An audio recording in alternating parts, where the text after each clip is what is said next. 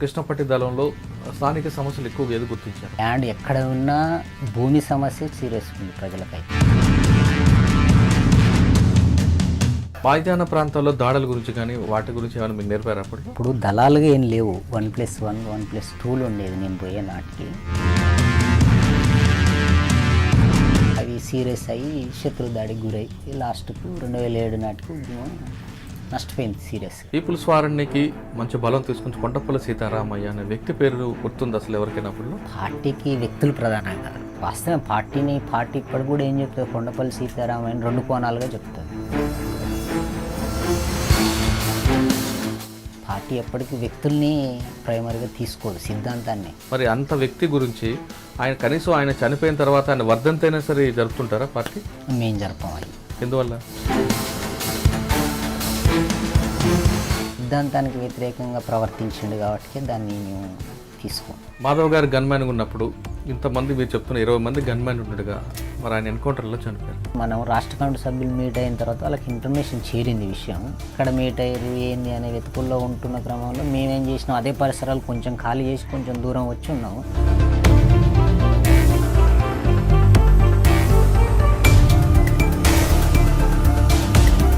నలభై 5 నిమిషాల తర్వాత ఒక్క మూల మాత్రమే గండి కొట్టుకొని బయటపడ్డాం. అంటే మీ మీద పోలీసులు ఒత్తిడి ఉంటున్న సమయంలో నల్లమల్లి నుంచి ఏఓబికి మీ ప్రయాణం ఎలా కొనసాగింది? నేను ఇక్కడ నుంచి ట్రైన్లోనే వెళ్ళిపోయినా. పెదబయలు కమాండర్గా తీసుకున్నాడు. పెదబయలు సమస్యలు ఏమున్నాయి? కృష్ణరాజు ఏంటంటే సుమారు ఒక 10-12 గ్రామాల పరిధిలో తనే చెప్పిందే వేదం అన్నాడు. చింత చెట్టు కట్టేసి కిందంగా నిప్పు వేసి కాల్చేసిండు అన్నట్టు. కిల్లంకోట పరిధిలోనే మేము ల్యాండ్ సమస్యను తీసుకొని ఆ 10 గ్రామాల పరిధిలో ఉన్న భూములన్నీ ఆ కృష్ణరాజుని చంపేసినాం. కృష్ణరాజుని ప్రజాకోట్లో చంపారా?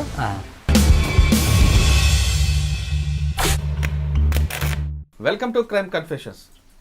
ఒకప్పుడు గ్రామంలో పెత్తందారుల పోకడలు నచ్చకో, లేదా గ్రామంలో భూస్వాములు ఈ వ్యవస్థల మీద తిరుగుబాటు చేయాలనో, లేదా తుపాకీ పట్టుకొని ప్రత్యర్థుల మీద పగ తీర్చుకోవాలనో రకరకాల కారణాలతో కొంతమంది అడవి బాట పట్టారు. అడవి బాట పట్టి అక్కడ వెళ్ళిన తర్వాత ఎండనక వాననక వర్షమనక చలనక రాత్రనక చీకటనక అక్కడ అడవిలో ఉండి ప్రజల కోసం ప్రజల సమస్యలపై నిరంతరం పోరాటం చేశారు. కానీ కొంతకాలం తర్వాత అక్కడ మావోయిస్టు పార్టీ విధి విధానాలు నచ్చకో, లేదా వ్యక్తిగత పనుల మీదో, లేదా ఆరోగ్య సమస్యల మీదో తిరిగి జనజీవన శ్రమంతో కలుస్తున్న వారిని పరిచయం చేసే ఈ కార్యక్రమంలో ఈ వారం మన గెస్ట్ బోడే అంజయ్య అలియాస్ నవీ, అతని భార్య బోడే సరిత, బోడే జీవని, వీళ్ళిద్దరూ ఉన్నారు. వీళ్ళిద్దరూ ఎందుకు అడుగుబాటు పట్టారు, అడుగుబాటు పట్టిన తర్వాత అక్కడ పార్టీ విధి విధానాలని ఏ విధంగా వీళ్ళు సమర్థించి ప్రజల కోసం ఎంత స్థాయిలో కష్టపడ్డారు, తిరిగి ఎందుకు రావాల్సి వచ్చింది, వచ్చిన తర్వాత వాళ్ళ జీవన విధానం ఏ విధంగా కొనసాగుతుంది అన్న అంశాలని వాళ్ళని తెలుసుకుందాం. అంజయ్య గారు నమస్తే. జీవని నమస్తే అమ్మ. బోడే అంజయ్య అలియాస్ నవీన్, నల్గొండ జిల్లా దేవరకొండ మండలం దగ్గర మీ గ్రామం. పియ్యపల్లి మండలం. ఓకే. నల్గొండ జిల్లా నుండి ఏఓబికి ఎందుకు వెళ్ళారు? ఆంధ్ర ఒరిస్సా బోర్డర్కి. అంటే మీరు అప్పుడు వెళ్ళడానికి ఇక్కడ పరిస్థితులు ఏ విధంగా, నల్గొండ జిల్లాలో ఏ విధంగా పరిస్థితులు ఉండేవి? మీరు ఫస్ట్ నల్లగొండ జిల్లా నుంచి డైరెక్ట్గా ఏఓబికి వెళ్ళారా, లేదు ఇక్కడ పార్టీలోకి వెళ్ళిన తర్వాత నల్లమల్లలో కొంతకాలం పనిచేసిన తర్వాత పార్టీ యొక్క ఆదేశాల మేరకు ఏఓబికి వెళ్ళారా?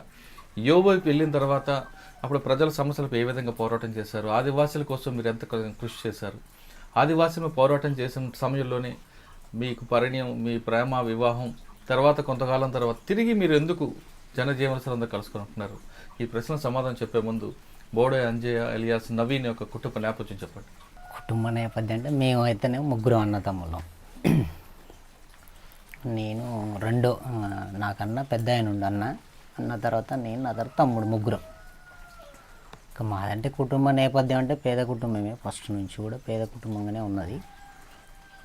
లేని పార్టీలోకి రిక్రూట్ అయిందంటే నాకు 16 సంవత్సరాలు ఉన్నాయి అప్పుడు నేను రిక్రూట్ అయ్యే నాటికి. అంటే అప్పుడు ఈ గ్రామంలో పరిస్థితి ఏ విధంగా ఉంటుందండి? ముఖ్యంగా మా కుటుంబంలో ఫస్ట్ మా చిన్నాన్న ఉండు అందులో. ఆల్రెడీ మా చిన్నాన్న అమరుడయ్యండు కూడా. కురుమయ్య అని బాగా పేరు కూడా ఉంది నల్గొండ జిల్లాలో, బోడ సాయిలు ఆలియాస్ కురుమయ్య అని. తను 2006 మే 1లో మద్దిమూడు అడవుల్లో అమరుడైన ఎన్కౌంటర్లో. అంటే ఆయన అమరుడు అయిన తర్వాత వెళ్ళారా, అప్పటికే మీరు వెళ్ళాలనుకుని వెళ్ళారు? లేదు, నేను 2004లో చర్చల టైంలో వెళ్ళిన. ఎందుకు అంత పరిస్థితి తీసుకొచ్చింది? అంత పరిస్థితి అంటే ఆనాటి గ్రామాలలో ఉన్న సమస్యలు కూడా అట్లే ఉన్నాయి. చాలా గ్రామాల్లో పెత్తందారుల సమస్యలు కూడా చాలా జటిలం. మా ఊర్లో కూడా చాలా సీరియస్గానే ఉన్నాయి. ఇంకా ఆ టైంలో మా ఊరు నుంచి నేను ఒక్కనే కాదు, మొత్తం ఫస్ట్ స్టార్టింగ్లో మా చిన్నాన్న పోయిండు. మా చిన్నాన్న తదుపరి మళ్ళీ ఒక గౌన్లో ఆమె సాలమ్మ అని ఆమె కూడా అక్కడే అమరాలైంది. వాళ్ళిద్దరి తర్వాత మేము మొత్తం 12 మంది పోయినాం. ఇదే ఊరు నుండి, తిరుమలగిరి నుండి? తిరుమలగిరి నుంచి 12 మంది పోతే 7 అమరులు అయ్యారు ఊర్లో. ఈ ఊరు నుంచి 7 అమరులు ఉన్నారు. ఇక ఒక 2 అరెస్ట్ అయ్యి మళ్ళీ బయటకు వచ్చి సాధారణ జీవితం గడుపుతారు. దాంట్లో నేను ఒకటి సరెండర్. అంటే మీరు పార్టీలకు వెళ్ళేసరికి నల్లమల్ల ఆ ప్రాంతంలో ఏ విధంగా ఉండేదండి? మీరు వెళ్తూ నల్లమల్లకి వెళ్ళారా? మీ క్యాడర్ అక్కడ ఎలా డెవలప్ అయిందండి? నేను వెళ్తూ నల్లమల్లకి వెళ్ళలేదండి. నేను వెళ్ళడం అంటే ఫస్ట్ కనగల దళంలోకి రిక్రూట్ అయినా. మా చిన్నాన్న అప్పుడు కనగల దళ కమాండరు. అందులోకి పోయిన తర్వాత 1 నెల 2 నెలల తర్వాత కృష్ణపాటి దళంలో వేసిరు నన్ను. కృష్ణపాటి దళం అంటే మీకు ఐడియా ఉంటుంది. ఇక్కడ గుర్రంపూడి దగ్గర 2007లో రవి అని చనిపోయాడు అతను. ఇంకా ఆయన ఏంటంటే జనరల్గా మనుషులు గుర్తించడం కోసం ముక్కు కొంచెం పొడుగు ఉండడంతో ముక్కు రవి అంటుంటారు. ఆయన మా కమాండర్ అప్పుడు, కృష్ణపాటి దళ కమాండర్. ఆయన ఆ దళంలో పనిచేసిన నేను ఒక 1 ఇయర్ అట్లా పనిచేసిన తర్వాత ఇక నా పనిని అట్లా చూసి మాధవ్, రాష్ట్ర కార్యదర్శి మాధవ్ డీసీ మీటింగ్ కూర్చోండి ఒకసారి. తను వచ్చి నన్ను గన్మెన్గా పెట్టమని ఇక్కడ డీసీకి ప్రతిపాదన పెడితే గన్మెన్గా పెట్టిరు తనకి. ఇట్లా గన్మెన్గా నేను 2005 నుంచి 6 తన అమరుడు అయ్యే నాటికి కూడా నేను గన్మెన్నే. మాధవ్ గారు గన్మెన్గానే ఉన్నా. ఆ ఫైరింగ్లో కూడా ఉన్నాను నేను. అంటే మాధవ్ గారు గన్మెన్ ఉన్నప్పుడు ఆయన చాలా యాక్టివిటీ చాలా ఉండేవి. మీరున్నది ఏముంది యాక్టివిటీ అంటే ఇక ఆయన ప్రొటెక్షన్ ఉంది. మేము మొత్తం 28 మంది అందులో ఉంది. 28 మందిలో 8 మంది అమరులయ్యారు రాష్ట్ర కార్యదర్శి మాధవ్తో పాటు. ఇక మిగతా ఒక 20 మందిని ఆ ఫైరింగ్ నుంచి బయటపడ్డాం. అచ్చా, మాధవ్ దగ్గర మీరు ఏం నేర్చుకున్నారు? ఇంకా మాధవ్ దగ్గర అంటే చాలా విషయాలు నేర్చుకున్నాను నేనైతే. ఎందుకంటే నాకు వాస్తవం చెప్పాలంటే నేను పార్టీలోకి వెళ్ళినట్టు చదువుకుంది నేను ఇంటికాడ నా 4వ తరగతి వరకే. కానీ సైద్ధాంతికంగా చాలా విషయాలు కూడా తను చాలా ఇంట్రెస్ట్గా నేర్పించేవాడు. రాత్రి 12-1 గంట దాకా కూడా నేర్పించేవాడు. పడుకోనివ్వకపోయేది, నేర్పించేవాడు. మిలిటరీ పరంగా కానీ చాలా విషయాలు తన దగ్గరే నేర్చుకున్నాను నేను, ఆయన గన్మెన్గా ఉండి. మీకు బాగా గుర్తుండిపోయింది ఒకటి చెప్పండి, మాధవ్ గారి దగ్గర నేర్చుకుంది. మాధవ్ గారి దగ్గర నేర్చుకుందంటే నేను ముఖ్యంగా పొలిటికల్గా అయితే ఒక ఎగ్జాంపుల్గా మీకు చెప్పాలంటే నాకు అసలు స్టేట్మెంట్లు రాయాలని బాగా ఇంట్రెస్ట్ ఉండేది. కానీ ఎట్లా రాస్తారు అనేది బాగా తపన పడేది. పేపర్ స్టేట్మెంట్లు అట్లా రోజుకొకటి ఒక దాని మీద రాసుకురమని ఇచ్చేవాడు. అట్లా నేను చాలా రాసినప్పుడు తను చూసి మళ్ళీ క్లియర్ చేసి మళ్ళీ ఇచ్చేవాడు. అది బాగా గుర్తుంది నాకు ఆయన దగ్గర. అట్లా నేను ఆయన ఆ తర్వాతనే పేపర్ స్టేట్మెంట్లు కూడా ఇచ్చిన. మీ పేరు మీద వచ్చేదా ఆయన పేరు మీద? లేదు, అక్కడ నేను ఏఓబికి బదిలీ అయిన తర్వాత నరేందర్ పేరు మీద ఇచ్చేది. అంటే మాధవ్ గారి దగ్గర ఎంతకాలం పనిచేశారు మీరు గన్మెన్గా? నేను 2 years పనిచేసిన. అచ్చా, అంటే రాజకీయ క్లాసులు ఏ విధంగా చెప్పేవారు?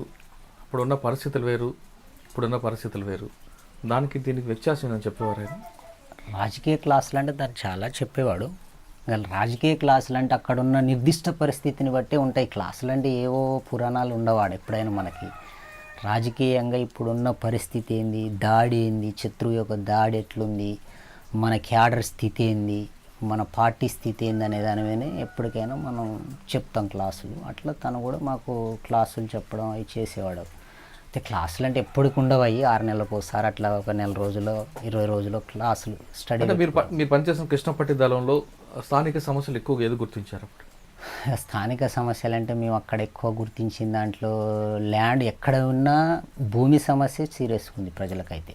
అది తెలియకేం కాదు, ఇప్పటికైతే లేదని ఏం కాదు. ఇప్పుడు నేను గ్రామాల్లోకి వచ్చి 2 years నుంచి చూస్తున్నా, ఇప్పటికి కూడా అవే ప్రాబ్లమ్స్ ఎదుర్కొంటారు జనాలు. అంటే మీరు కృష్ణపట్టి దళం ఉన్నప్పుడు భూ సమస్యను ఏ విధంగా పరిష్కారం చేశారు? అంటే ఆదివాసీలకి ఇవ్వాల్సింది కానీ లేదా గుర్తుకోయే వాళ్ళకి ఇవ్వాల్సింది కానీ? మేము భూమి సమస్య అంటేనేమో ఇప్పుడు అక్కడ మేము తిరిగిన కృష్ణపాటి ప్రాంతాల్లో మెజార్టీ పట్టా భూములు అనేవి చాలా తక్కువ. లవణ్య పట్టా కానీ లేదా వాళ్ళు ఆదివాసీలే కాబట్టి గవర్నమెంట్ కూడా ఇక అంత ముఖ్యంగా ఫారెస్ట్ వాళ్ళని మేము తరిమేసినాం కదా అక్కడి నుంచి. అంతకుముందే ఇప్పుడు ఫారెస్ట్ వాళ్ళు ప్రవేశించారు. ఇప్పుడు నేను ఈ మధ్యలో 2-3 సంఘటనలు కూడా విన్నా. ఫారెస్ట్ వాళ్ళు ఏంటంటే మళ్ళీ వెళ్ళి మేకల మేపుకుంటున్న వాళ్ళని, ఆవులను మేపుకున్న పుల్లర కట్టించుకోవడం, జరిమానా కట్టించుకోవడం అని ఇప్పుడు మళ్ళీ స్టార్ట్ అయింది. మేము ఉన్నప్పుడు వాళ్ళని తరిమేయడంతో రైతులు ఏంటంటే వాళ్ళ ఇష్టానుసారంగా భూమి కొట్టుకొని జీవించారు. ఇప్పుడు ఆ హక్కును కూడా కోల్పోయారు మళ్ళీ.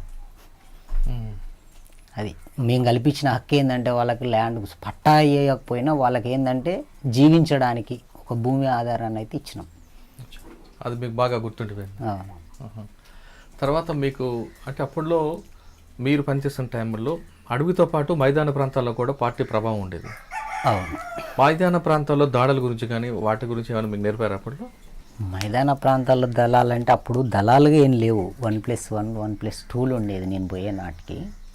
అయితే పార్టీ 2003 నాటికి సెట్ బ్యాక్ అయింది. వాస్తవానికి ఆంధ్రప్రదేశ్ ఉద్యమం అప్పటికి 2003 నాటికి సెట్ బ్యాక్ అనేది పార్టీ విశ్లేషణ సర్క్యులర్లు కూడా రాసింది. ఇక అదే క్రమంలో చర్చలు రావడంతో ఆ చర్చలలో ఇంకా కొంత మన శక్తులలో బలహీనతలు పెరిగి అవి సీరియస్ అయ్యి శత్రు దాడికి గురైపోయి లాస్ట్కు 2007 నాటికి ఉద్యమం నష్టపోయింది సీరియస్గా. అంటే 2003, 2005 మధ్యన చర్చలు జరిగాయి. దానికి మధ్యలో కొన్ని దాడులు కూడా జరిగాయి మైదాన ప్రాంతాల్లో యాక్షన్ టీంలు. అటువంటి దాడులు ఏమైనా మీరు పాల్గొన్నారా? మీకు గుర్తుందా? నేనైతే అప్పటికి పాల్గొనలే. నేను గన్మెన్గా ఉన్నా కాబట్టి నేను పాల్గొనలే. అయితే ఒక 2005-2006 ఆ టైంలో ఒక 2-3 ఘటనల్లో ఉన్నంతే. ఏ గుర్తున్నాయి ఏమైనా? ఇక పర్టికులర్గా అయితే నాకు ఐడియా లేదు కానీ పాల్గొన్నా. ఆ తర్వాతనే గన్మెన్గా పోయినా నేను. చర్చల టైంలో మన పీపుల్స్ వార్ పార్టీ మావోయిస్ట్ పార్టీగా పేరు మార్చడానికి అదేమైనా చర్చ జరిగిందా మీ మధ్యన? అంటే అది నేను పోయిన తర్వాతనే జరిగింది. మావోయిస్ట్ పార్టీగా పేరు ఎందుకు మారిందంటే అప్పటి వరకు పార్టీ చిన్న గ్రూపు కదా. పీపుల్స్ వార్ అనేది చాలా చిన్న గ్రూపు. ఇక అటు మధ్య భారతదేశంలో ఇప్పుడు బీహార్, జార్ఖండ్ అటు ప్రాంతాల్లో ఎంసీసీ పార్టీ ఉండేది.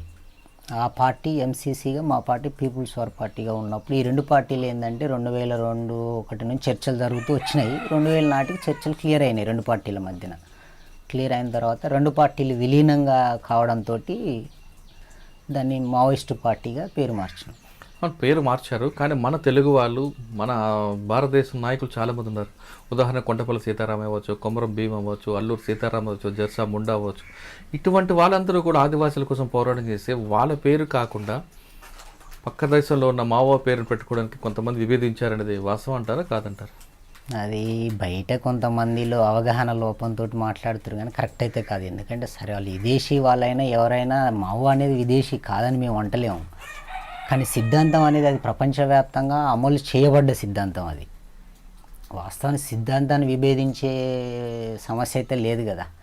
అట్లానే మేము పేరేం పూర్తిగా దాన్ని మావో అనే పేరేం పెట్టలేదు కదా. దానికి మావోయిస్ట్ అనేది ఒక సిద్ధాంతం పేరును పెట్టినాం అంతే మేము. కరెక్టే. కానీ నక్సల్ బరి తర్వాత తెలంగాణ రాష్ట్రంలో అవ్వచ్చు లేదా అప్పుడు ఉన్న ఆంధ్రప్రదేశ్లో పీపుల్స్ వారానికి మంచి బలం తీసుకుని కొండపల్లి సీతారామయ్య అనే వ్యక్తి పేరు గుర్తుంది అసలు ఎవరికైనా అప్పుడులో? ఎందుకంటే వ్యవసాయంలో విప్లవం తీసుకురావని ఒక బుక్ రాశారు. అది మావోయిస్ట్ పార్టీ ఇప్పటికీ ప్రామాణికంగా తీసుకుంటుంది. అంత బుక్ రాసిన అంత విప్లవకారుడి పేరుని కూడా మరుగున పడిపోవడం అనేది వాస్తవం అంటారా కాదంటారు? అంటే పార్టీకి వ్యక్తులు ప్రధానం కాదు. వాస్తవం పార్టీ ఇప్పటికి కూడా ఏం చెప్తుంది, కొండపల్లి సీతారామయ్యని 2 కోణాలుగా చెప్తుంది. తనలో పాజిటివ్ ఉంది. విప్లవోద్యమాన్ని, భారతదేశ విప్లవోద్యమాన్ని నిర్మించిన దాంట్లో కొండపల్లి సీతారామయ్య చాలా కీలక పాత్ర పోషించింది అనేది పార్టీ చెప్తుంది. కానీ అదే క్రమంలో తనేందంటే నేను అనే కాడికి వచ్చిందనమాట. అంటే ఈ పార్టీ సిద్ధాంతం అనేది దాన్ని విడిచిపెట్టి ఒక వ్యక్తిగా ఫీల్ అయ్యింది తను. అది వ్యక్తిగా ఫీల్ అవ్వడం అనేది పార్టీ దాన్ని ఆమోదించదు. అది ఎవరైనా సరే, అది ఎవరు రేపు ఆయనే కాదు ఇంకొకరినైనా సరే, పార్టీ ఎప్పటికీ వ్యక్తుల్ని ప్రైమరీగా తీసుకోదు, సిద్ధాంతాన్ని. కానీ ఆ వ్యక్తి లేకపోతే అసలు పార్టీ మనుగడ లేని పరిస్థితులకు ఒక దశలో వచ్చింది కదా. వ్యక్తి లేకపోవడం అంటే తప్పు. సిద్ధాంతం లేకుండా వ్యక్తి లేడు కదా. నువ్వు సిద్ధాంతం బట్టే వ్యక్తి వస్తాడు కానీ వ్యక్తి ఎక్కడి నుండి వస్తాడు? కానీ వ్యవసాయంలో విప్లవానికి బుక్ రాశారు. అది ప్రామాణికంగా పార్టీ అంగీకరిస్తుందా లేదా? తీసుకుంటుంది. మరి అంత వ్యక్తి గురించి కనీసం ఆయన చనిపోయిన తర్వాత ఆయన వర్ధంతైనా సరే జరుపుతుంటారా పార్టీ?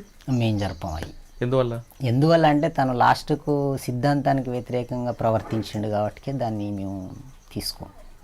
కానీ పార్టీ పేరు మారుతున్నాడు మాత్రం చర్చ జరిగిందా 2004లో? చర్చ జరిగింది పై కమిటీలో అది సీసీలో జరుగుతుంది. పార్టీ పేర్లు అనేవి మా డీసీ స్థాయిలలో అంటే మీ డీసీ స్థాయిలో కాకపోయినా మీ వరకు రివ్యూలు చెప్తారు ఆ, ఇక అట్లే, అంతేగాని మొత్తం టోటల్ చర్చ ఏం జరిగింది అనేది అంతా మనకు ప్రజెంట్ చేయరు కదా. అవును. సరే, ఇంకా ఆ విషయం పక్కన పెడితే మాధవ్ గారు గన్మ్యాన్గా ఉన్నప్పుడు ఇంతమంది మీరు చెప్తున్న 20 మంది గన్మ్యాన్ ఉన్నాడుగా, మరి ఆయన ఎన్కౌంటర్లో చనిపోయారు. అది ఎన్కౌంటర్ అంటారా, ఎక్స్చేంజ్ ఆఫ్ ఫైర్ అంటారా, బంపింగ్ అంటారా? అదైతేనేమో పర్టిక్యులర్ ఇన్ఫర్మేషనే ఎక్కడ జరిగింది అది? ఇది నల్లమల్ల మన సంఖ్యల గుండం అని ఉంటుంది, అక్కడే జరిగింది. ఎలా జరిగింది ఒకసారి చెప్పండి. అదే అక్కడ మనకి 2 రోజుల ముందు ఇన్ఫర్మేషన్ వాళ్ళకి ఎట్లా అని, మనం రాష్ట్ర కమిటీ సభ్యులు మీట్ అయిన తర్వాత వాళ్ళకి ఇన్ఫర్మేషన్ చేరింది. విషయం చేరినాక వాళ్ళు వెతుకుడులో ఉండ్రు మమ్మల్ని, ఎక్కడ మీట్ అయ్యారు ఏంది అనే వెతుకుడులో ఉంటున్న క్రమంలో మేమేం చేసినాం, అదే పరిసరాలు కొంచెం ఖాళీ చేసి కొంచెం దూరం వచ్చి ఉన్నాము. ఆ రాత్రి మబ్బు పట్టడంతో టెంట్లు వేసుకుందామని లైట్లు వేసినాం. వాళ్ళు కొండ మీద ఉండి లైట్లు గమనించి తెల్లవారికల్లా ఇంకా అదనపు ఫోర్స్ని పిలుచుకొని మొత్తం 9:45 కల్లా చుట్టుముట్టిరు ప్రాంతాన్ని మొత్తం. ఇక 9:45 స్టార్ట్ అయింది ఫైరింగ్. స్టార్ట్ అయ్యి 10:10 అయింది మేము బయట పడడానికి. ఇంకా ఆ ఫైరింగ్ చాలా ఘోరంగా చేసిరు వాళ్ళు, 4 వైపుల నుంచి చుట్టుముట్టారు. మేము లాస్ట్ గండి కొట్టుకొని బయటపడ్డాం అంతే. ఇక అందులో ఏంటంటే ఫైరింగ్లో ఎవరికి తగులుతుంది అనేది ఏముండదు. అందులో ఈ సీసీ మెంబరే చనిపోయి బయట వాళ్ళకి ఏముంటుంది, ఇంతమంది ప్రొటెక్షన్ ఉన్నప్పుడు ఎట్లా చనిపోయిండు, ఇవన్నీ ఒక సందేహాలు. తూట అనేది నిన్న ఆపదు నన్ను ఆపదు అందులో ఉన్నప్పుడు ఫైరింగ్. మీరు సెక్యూరిటీ కాబట్టి మిమ్మల్ని దాటుకుని రావాలి కదా మాధవ్ గారి దగ్గరికి. అట్లెట్లుంటుంది, తూట నన్ను దాకా కూడా పోయి. ఇప్పుడు అందులో 2 గన్మెన్స్ మేము, పెద్ద ఇంకా నాకన్నా పెద్ద గన్మెన్ ఉండేది రమేష్ అని, తను కూడా తనతో పాటు చనిపోయాడు. అట్లా ఫైరింగ్లలో ఏంటంటే బయటపడుతున్న క్రమంలో ఎవరికో కొంతమంది తూటాలు తగులుతూనే ఉంటాయి. అయితే ఈయనది ఏంటంటే చాలా సమీపానికి వచ్చారు, మాధవ్ వీళ్ళ సమావేశం జరుగుతుంది, డీసీ మీటింగ్లో కూర్చుంటాను, ఆ సమావేశం దగ్గరికి వచ్చారు అన్నట్టు. ఇంకా మేము గవర్నమెంట్స్ ఏంటంటే సమావేశం జరిగేటప్పుడు దగ్గరలో ఉండం కదా, కనీసం ఒక 10-15 గజాల దూరంలో ఉంటాం. వాళ్ళు ఏం మాట్లాడుకుంటారు వినొద్దు, మేము ఇంకంత దూరంలో ఉంటాం అన్నట్టు. అట్లా వాళ్ళ వైపు నుండి స్టార్ట్ అయింది ఫైరింగ్. స్టార్ట్ అయినప్పుడు ఫైరింగ్ స్టార్టింగ్లోనే మాధవ్ చనిపోయాడు. ఇంకా తర్వాత మేము 45 నిమిషాలు ఫైర్ చేసినాం. 45 నిమిషాల తర్వాత ఒక్క మూల మాత్రమే గండి కొట్టుకొని బయటపడ్డాం. తర్వాత ఎప్పుడు మీరు తెలుసుకున్నారు మాధవ్ చనిపోయాడు? వెంటనే క్లియర్ అయింది మాకు. ఆ ఫైరింగ్ నుంచి మేము బయటపడ్డ వెంటనే ఎంతమంది రాలేదు ఏందనేది మాకు, కొంతమందినే కళ్ళారా చూసినాం మేము, కొంతమంది ఎటు పోయారు ఏందనే సందేహాల్లో ఉంటున్నప్పుడే మేము ఆల్రెడీ స్కానింగ్ పెట్టినాం కదా, సెట్ స్కానింగ్లో వాళ్ళు చెప్తూనే 2 బాడీస్ అనేది. అప్పుడు మేము చూసినాం. మాధవ్ చనిపోయిన తర్వాత దాన్ని రివెంజ్ అని తీసుకుందాం అనుకున్నారా? ఇట్లా మేమేం ఆలోచించలే. అప్పటికీ పార్టీ చాలా గడ్డు పరిస్థితిలో ఉంది. ఇక మాధవ్ ఎన్కౌంటర్ తోటి ఇంకా ఎక్కువ ఇబ్బందులు అయినాయి ఇక మాకు. ఎందుకంటే ఇక స్టేట్ కార్యదర్శి లింకులన్నీ ఆయనకి తెలుస్తాయి, మాకు తెలియవు కదా స్టేట్లో ఉన్నాయని. ఇక చాలా ఇబ్బంది పడ్డాం ఆ ఫైరింగ్ తర్వాత. మేము ఒక నెల రోజులు మా కాంటాక్టే లేదు, పార్టీ కాంటాక్ట్. మరి ఏం చేశారు ఆ నెల రోజులు? ఇంకా తర్వాత శాంబశివుడు మళ్ళీ తను కాంటాక్ట్ చేసిండు, కొనాపురి శాంబశివుడు ఆయన కాంటాక్ట్ చేసి మళ్ళీ ఈ మిగతా 20 మంది తను ఎలా కాంటాక్ట్ అయ్యారండి? ఫోన్లు కూడా లేవు కదా మా కాడ, సెట్స్ ఉంటాయి కదా, ఫోన్లు మేము వాడాం. చాలామంది ఏంటంటే ఏవో నల్లమల్ల ఉద్యమం ఫోన్ల ద్వారా ఫినిష్ అయింది అంటారు, కానీ మేము ఫోన్లు యూజ్ చేయలే అసలు. ఇటు కూడా సరే అన్న ఒకటి వాడినాం దెబ్బతిన్నాం అది ఒప్పుకుంటా, కానీ మొత్తమే ఫోన్లే దెబ్బతీసింది ఉద్యమం అని అనడం కరెక్ట్ కాదు అది. అంటే మీరు సాంబశివుడు గారు సెట్ వాడారు, సెట్లో మీకు కాంటాక్ట్ అయ్యారు, మళ్ళీ మీరు అందరు దగ్గర అయ్యారు అనుకుందాం. సెట్ కూడా పోలీసులు అప్పుడు మీ సెట్ల మీద నిఘా ఉండేది కదా? ఉంటుంది, కానీ ఇక అత్యవసర పరిస్థితి కదా, కొన్నిసార్లు కాంటాక్ట్లు తెగిపోయినప్పుడు తప్పదు. ఇక దాన్ని మీట్ కావాలంటే దాన్ని వాడాల్సి వస్తుంది. మేము అప్పుడు వాడతాం కానీ అన్నిసార్లు వాడాం. అంటే సాంబశివుడు మీకు అందరికీ ఒక సమీకరణ తీసినప్పుడు ఏం ఆదేశాలు ఏమి ఇచ్చారు? ఇక సాంబశివుడు ఆదేశాలు ఏమి వెళ్ళప్పటికీ ఇక ఇక్కడ ఉన్న ప్రొటెక్షన్లో ఉన్న వాళ్ళని అటు ఇటుగా ఆయన అప్పుడు ఇక మళ్ళీ ఆడ ఉంచుకొని తర్వాత సీసీ మీటింగ్ పోయి వచ్చి చేరుకొని మార్పులు జరిగినాయి. అప్పుడు చెప్పారు మనకి. మరి ఆయన ఎందుకు సరెండర్ అయిపోయాడు? ఇక తన సరెండర్ అనేది ఇక మనకు తెలియదు. అది 2008లో సరెండర్ అయ్యాడు. ఎందుకు అయ్యాడు, కారణాలు ఏంటనే నాకు కూడా తెలియదు. ఇక అది మరి మీరు నల్లమల్ల నుంచి ఎప్పుడు ఏమో వెళ్ళారు? నేను 2008 జనవరిలో వెళ్ళాను. అంటే పార్టీ ఆదేశాలా? పార్టీ ఆదేశాల మేరకు వెళ్ళాను నేను. అంటే అప్పటికి ఇక్కడ నల్లమల్ల ఉద్యమం దెబ్బతిన్నది, వ్యక్తులుగా మిగిలిపోయినాం ఇక్కడ. వ్యక్తులుగా మిగిలిపోయినప్పుడు నన్ను 2009-10 అంత ఐడియా లేదు, ఆర్సీ అని రాష్ట్ర కమిటీ సభ్యుడు తను పంపించిండు లోపల.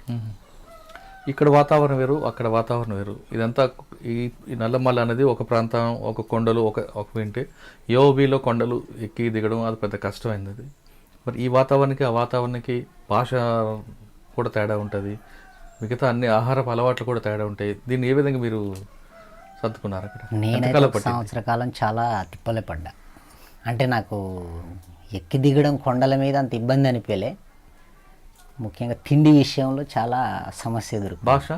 భాష కూడా నాకు చాలా టైం పట్టింది. వాళ్ళని అర్థం చేసుకోవాలంటే, ఆ పీపుల్ని అక్కడ తిండిని అర్థం చేసుకోవాలంటే సంవత్సరంన్నర పట్టింది నాకు. అంటే మీ మీద పోలీసులు ఒత్తిడి ఉంటున్న సమయంలో నల్లమల్లి నుంచి ఏఓబికి మీ ప్రయాణం ఎలా కొనసాగింది? నేను ఇక్కడ నుంచి ట్రైన్లోనే వెళ్ళిపోయినా. ఎక్కడి వరకు? నేను ఇటు నుండి ట్రైన్లో జైపూర్ వరకు ట్రైన్కి పోయినా, విజయవాడలో ట్రైన్ ఎక్కి జైపూర్లో దిగి అక్కడ నుంచి బస్సులో కోరపూట వెళ్ళిపోయినా. మీకు ఎవరు బాధ్యుడు? అప్పుడు నన్ను రిసీవ్ చేసుకుందంటే మొన్న రీసెంట్గా అరెస్ట్ అయ్యింది కదా దుభాష్ శంకర్ మహేందర్, తనే. మీరు ఒక్కరైనా ఇంకెంతమంది వెళ్ళారు? అప్పుడు నేను ఇంకొక అతను బయట వెళ్ళొచ్చిండు. ఆయన సంవత్సరానికి 6 నెలలకు అటు వచ్చినాక ఉండలేకపోయాడు, వెళ్ళొచ్చిండు వినయ్ అని. ఇద్దరం పోయినాం. ఇక ఆయనే వెంటనే ఒక 3 నెలలు 4 నెలలు ఉండి నేను ఉండలేనని వచ్చేసిండు. ఇక దుభాష్ శంకర్ మీకు ఏం బాధ్యత ఇచ్చారు? నేను అడిగి పోయిన తర్వాత ఒక కొంతకాలం అర్థం చేసుకోవడానికి బాధ్యతలు తీసుకోమన్నారు, కానీ నేను తీసుకోలే. ఎందుకంటే అక్కడ పీపుల్ తిండి చాలా ఇబ్బంది అనిపించి ఒక సంవత్సరంన్నర వరకు నేను ఏ బాధ్యతల్లో లేను. దళాలంటే తిరిగేది అంతే, అర్థం చేసుకోవడం కోసం. అట్లే చేసిన నేను. సంవత్సరంన్నర తర్వాత ఒక పెద్దబయలు దళ కమాండర్గా నన్ను చేసి, కొంచెం పుట్టగా పెద్దబయలు పెద్దబయలు దళ కమాండర్ బదిలీ చేసి ఇంక అప్పుడు అక్కడ పెట్టారు. ఫస్ట్ నా ప్రస్థానం అక్కడనే. ఇక పెద్దబయలు ఏ సంవత్సరంలో? 2009. సరే, పెద్దబయలు నుంచి మీ కమాండర్గా మీ ప్రస్తావన మాట్లాడే ముందు ఒకసారి జీవని కదా? అవును, జీవని, బోడే జీవని అలియాస్ జ్యోతి. నువ్వు చెప్పమ్మా, మీ కుటుంబ నేపథ్యం, ఎందుకు అడవుల్లోకి రావాలనుకున్నావు? మా కుటుంబం చాలా పేదరికం. ఇంక మేము 5గురం. మా ఇంటి నుంచి 5గురం. 5 వెళ్ళారా? 5గురం అంటే వాళ్ళమ్మకు పుట్టిన వాళ్ళ 5గురు. చాలా పేదరికం అని అట్లా. ఎందుకు అటువైపు ఎందుకు వెళ్ళావమ్మా పార్టీలో? అయితే సమస్యలు ఎదురయ్యాయి. ఏమొచ్చాయి? చిన్నప్పుడు వివాహం చేయడం అలా చేశారా? లేదండి. అయితే మా ఇంటి వాళ్ళకి చాలా సమస్యలు ఎదురైనాయి. ఇంక అందరికి కూడా ఇట్నే సమస్యలు ఎదురవుతున్నాయి అన్నట్టు నేను పోయినా. ఎవరు తీసుకెళ్లారు నీకు? ఎవరు తీసుకెళ్ళలేదు, నేను నా ఇష్టంతో నేను పోయినా. అంటే దళం మీ దగ్గర వచ్చిందా గ్రామంలోకి? రాలేదు. మరి ఎలా నీకు ఎలా తెలిసింది? అయితే మిల్స్ అనేది ఉంటుంది కదా, మిలిషియా అంటే మిలిషియా సభ్యులు, వాళ్ళ ద్వారా వెళ్ళావా? వాళ్ళ ద్వారా వెళ్ళాను. ఎంత వయసు వెళ్ళేటప్పుడు నీకు? ఉంటుంది 18, 16 ఉంటుంది. అంటే చిన్నప్పుడు వెళ్ళిపోయావు, మైనర్గానే ఉంటుంది. వెళ్ళి ఏం చేసావు అమ్మ పార్టీలో? పార్టీ రమ్మందా నీకు? రమ్మందంటే అక్కడ వాళ్ళు రమ్మంటారు, కానీ మన ఇష్టంతో వాళ్ళు కూడా చెప్తారు ప్రజల సమస్య ఎట్లా ఎదురవుతున్నా అని చెప్తారు. మనం ఇష్టపడి తీసుకుంటుంది పార్టీ కూడా. ఏం నేర్చుకున్నావు పార్టీలోకి వెళ్ళాక? తుపాకీ పట్టుకోవడం నేర్చుకున్నావా, రాలేదంటే చదువు నేర్చుకున్నావా? చదువు అంటే ఇంటి కూడా మాకు పేదరికం కాబట్టి మా ఇంటి వాళ్ళు కూడా చదివించలేదండి. అయితే అక్కడ పోయి అట్లా సంతకం అట్లా నేర్చుకున్నాను. తుపాకీ కాల్చడం కూడా నేర్చుకున్నావా? అయితే నేర్చుకున్నాను. ఇక్కడ దాడులు చేసావా? దాడులు ఏం చేసావా? దాడులు ఏం లేదండి, ఫైరింగ్లు అయితే అయినా కానీ ఫైరింగ్ చేసావా? చేయలేదు. మీరు ఈ నెల పరిచయం మరి మీకు? ఫస్ట్ టైం మాకు ఆజాద్ ఆనంద్ కమ్మంటారు కదా, వాళ్ళిద్దరు ఒకే ఎన్కౌంటర్లు చనిపోయిన తర్వాత నేను మా కమ్మంటారు అయినారు. కాదమ్మా, పార్టీలో మహిళల పట్ల లైంగిక వేధింపులు, మహిళల్ని శారీరకంగా వేధిస్తారని, మానసికంగా వేధిస్తారని ఒక వార్త బయట వినిపిస్తుంది, వాస్తవం అంటారా? అంటే మగవాళ్ళు ఆడవాళ్ళకి వేధిస్తుంటారని. పార్టీ వాళ్ళ లేదంటే పార్టీ వాళ్ళు అలాంటి లేదండి. మరి బయట వాళ్ళు ఎవరు వేధిస్తారు? బయట వాళ్ళ అట్లా ప్రచారం ఉంది కానీ అంత తెలియదు నాకు అంతకన్నా అంటే పార్టీలో మహిళల పట్ల గౌరవం ఉంటుంది, గౌరవం ఉంటుంది. కానీ కొన్ని సమస్యలు ఉంటాయి మహిళలకి. అటువంటి సమస్యలు వచ్చినప్పుడు పార్టీ ఏ విధంగా స్పందిస్తుంది? అవి కూడా చిన్న చిన్న సమస్యలు వచ్చిన పట్టించుకుంటుందండి. పట్టించుకుంటారు. మీరు వివాహం చేసుకున్నా అని చెప్పినా పట్టించుకుంటుందా పార్టీ? అయితే ఇద్దరిని అడుగుతా ఇష్టం అంటే కమాండర్లు ఉంటారు కదా, అచ్చా. ఇద్దరికి ఇష్టం ఉంటే చేస్తుంది పార్టీ, లేదంటే చేయదు. ఇష్టం లేదంటే చెప్పండి, మీరు పెద్దబయలు కమాండర్గా తీసుకున్నప్పుడు పెద్దబయలు సమస్యలు ఏమున్నాయండి? నేను కమాండర్గా తీసుకునే నాటికి ఫస్ట్ సమస్య నాకు బాగా గుర్తుంది. అక్కడ కిల్లంకోట అనే ఊరు ఉంటుంది. అక్కడ నేను పోయే నాటికి కూడా రాజరిక వ్యవస్థ అనేది రాజు కృష్ణంరాజు అని పరిపాలించేవాడు. అక్కడ సుమారు ఒక 10-12 ఊర్లు 10-12 ఊర్ల పరిధిలో ఉన్న ల్యాండ్స్ మొత్తం తనే. కిర్లంకోట కిల్లంకోట, జీమడుగుల మండలం కిల్లంకోట. ఐడియా ఉందా? ఆ ఊర్లో ఉన్న కృష్ణంరాజు ఏంటంటే సుమారు ఒక 10-12 గ్రామాల పరిధిలో తనే చెప్పిందే వేదం అన్నట్టు. ల్యాండ్స్ మొత్తం కూడా తన కంట్రోల్లోనే ఉండేది. అక్కడ ప్రజలు ఎవరు అడ్డు తిరిగినా వాళ్ళని చంపేవాడు అంతే. ఇక అట్లా ఒక అతను అడ్డు తిరిగితే కూడా చింత చెట్టు కట్టేసి కిందంగా నిప్పు వేసి కాల్చేసిండు అన్నట్టు. అట్లా ప్రజల్ని వేధించి భూములన్నీ తనే చేసుకునేవాడు. ఫస్ట్ నేను కమాండర్గా తీసుకున్న బాధ్యతలు తీసుకున్న మొట్టమొదటిసారి కిల్లంకోట పరిధిలోనే మేము ల్యాండ్ సమస్యను తీసుకొని ఆ 10 గ్రామాల పరిధిలో ఉన్న భూములన్నీ ఆ కృష్ణంరాజుని పంపించి చంపేసినాం. కృష్ణంరాజుని ప్రజాకోట్లో చంపారా? చంపేసి మిగతా ల్యాండ్స్ మొత్తం కూడా ప్రజలకు పంపిణీ చేసినాం. ప్రతి కుటుంబానికి 5 ఎకరాలు పంపిణీ చేసినాం. అంటే పార్టీ ఆదేశాల మేరకు చేశారా లేదా మీరు వ్యక్తిగతంగా నిర్ణయం లేదండి, మేము అట్ట వ్యక్తిగతంగా ఏది చేయము. పార్టీ ఆదేశాలు. కృష్ణంరాజు అనేట అతన్ని చంపిందంటే నేను పోకముందే చంపింది పార్టీ. కానీ సమస్యను ల్యాండ్ సమస్యని ఇంకా తీసుకోలే. నేను పోయిన తర్వాత సమావేశంలో పార్టీ నాకు చెప్పింది విషయం ఇట్లా ఈ ఊర్లో అంటే మనం ఎప్పుడైతే బాధ్యతలు ఇస్తుందో పార్టీ ఆ ఏరియా ఒక స్థితిని మొత్తం చెప్తుంది మనకు. ఈ ఏరియాలో ఏం ప్రాబ్లమ్స్ ఉన్నాయి, ఏం ఎదుర్కొంటుంది అనేది మనకు పరిచయం చేస్తుంది. అప్పుడు మనం మాట్లాడాల్సి ఉంటుంది దాని మీద. అప్పుడు ఆ ల్యాండ్ విషయంలో మేము తీసుకొని, మాకు అప్పుడు కార్యదర్శిగా నరేందర్ ఉండే, తీసుకొని వెంటనే దాన్ని అమలు చేసినాం. 3 రోజులు అదే ఏరియాలో ఉండి దాన్ని అమలు చేసినాం ఫస్ట్. తర్వాత మళ్ళీ బల్పం ప్రాంతంలో ఇక మీరు వినే ఉంటారు 2010లో పెద్ద భారీ బహిరంగ సభ కూడా పెట్టినాం మేము. చాలా పెద్ద సభ జరిగింది. విశాఖపట్నం నుంచి కూడా విలేకర్స్ వచ్చారు. ఒక వారం రోజులు మొత్తం ఒక నెల 15 రోజులు దాన్ని స్తంభింపజేసిన 33 గ్రామాలని. ప్లీనరీ చేశారు కదా? ప్లీనరీ కాదు, అక్కడ ముఖ్యంగా ఏపీఎఫ్డిసి ఫారెస్ట్ డిపార్ట్మెంట్కి సంబంధించిన ఏంటంటే ల్యాండ్స్ ఉన్నాయి, కాఫీ తోటలు. ఈ కాఫీ తోటలు ఏంటంటే మొత్తం గవర్నమెంట్ ఆధీనంలో ఉంచుకొని అక్కడ ప్రజల్ని స్థానికుల్ని ఏంటంటే కూలీలుగా మాత్రమే చేస్తుంది ఎప్పటికీ. ఈ విషయం తీసుకున్నాం. దాని తదుపరి మేము ఈ విషయం అసలు మీరు ఈ ప్రాంతంలో పుట్టి పెరిగిన వాళ్ళు, మీరు ఎక్కడో పుట్టిన ఏపీఎఫ్డిసి వాళ్ళు వచ్చి మీ మీద యజమాని చేయడం ఏంది? ఈ భూమిపై హక్కు మీది, ఈ తోటలపై కూడా హక్కు మీది. కాబట్టి మీరు ఈ తోటలు తీసుకోవాలనే విధంగా మేము ప్రజలకు చెప్పిన వెంటనే ప్రజలు కూడా మా విషయం, మేము చెప్పిన విషయం ఏదైతే చాలా స్పీడ్గా రిసీవ్ చేసుకోరు. దాన్ని రిసీవ్ చేసుకొని మొత్తం ఎక్కడికక్కడ గ్రామ కమిటీలు పెట్టి దాన్ని మొత్తం ఏపీఎఫ్డిసి వాళ్ళని అక్కడి నుంచి గోడౌన్ మొత్తం కూల్చేసి ప్రజల ద్వారానే కూల్చడం అంటే చాలామంది ఏమనుకుంటారంటే నక్సలైట్లకు కూలుస్తారు అనుకుంటారు. మేమైతే కూల్చలేదు. అయితే ఆదేశాలు ఉంటుంది, పార్టీ ఆదేశం, కానీ ప్రజలే దాన్ని ధ్వంసం చేసి అక్కడున్న 2000 హెక్టర్లు మొత్తం 2000 హెక్టర్లను సీజ్ చేసుకొని ప్రజలు